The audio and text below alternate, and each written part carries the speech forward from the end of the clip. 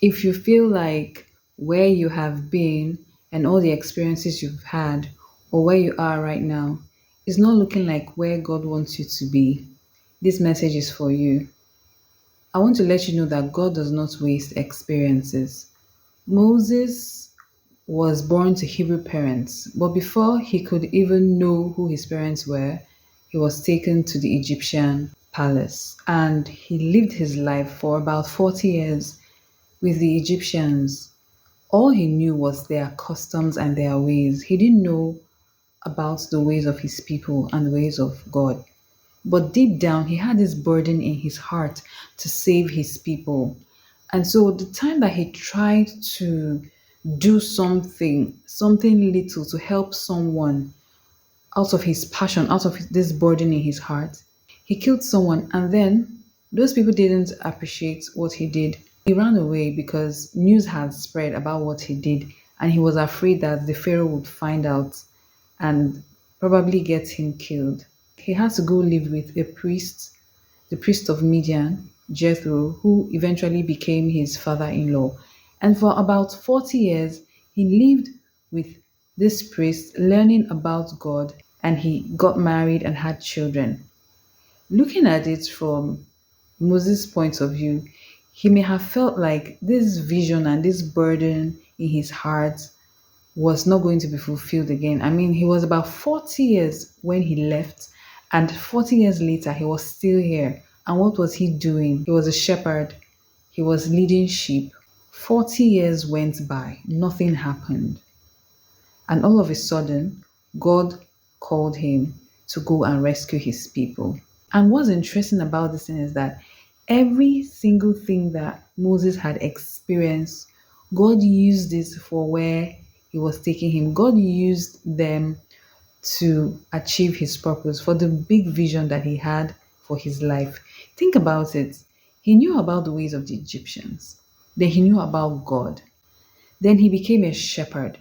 His experience in Egypt, his experience with his father in law, getting to know about God, his experience as a shepherd, even the rod that he was holding were all useful for what God wanted to do. Think about it. If just any Israelite had gone to plead on behalf of the Israelites for their freedom, Pharaoh wouldn't have given him a listening ear at all. But Moses, because even though he was an Israelite, he was known in the camp of the Egyptians. So he was the best person to stand in the gap, to stand for the Israelites, and to be able to approach Pharaoh without being turned away. All those experiences where he would do one miracle and then the magicians in Egypt would do something, their own magic, was expected because he already knew what to expect from them. He led sheep, and as a shepherd, you have to lead sheep to their food, water, you have to protect them and lead them. And that's what Moses eventually ended up doing with the Israelites. He didn't know it, but he was practicing. Even that rod he used during his shepherding was used to part the Red Sea and to perform a lot of miracles. That tells you that God is intentional and He does not waste experiences, even when you feel like it's taking too long for what God has put in your heart. So that tells you that you shouldn't look down on where you are or look back with regrets at your life and just feel like it has been useless. God does not waste experiences. God took everything that Moses had been through to be able to help him to achieve his purpose. And that's exactly what he wants to do in your life. Be aware that God is aware of the season you're in. So, what you need to do is make the most use of the time that you have, of the place that you are.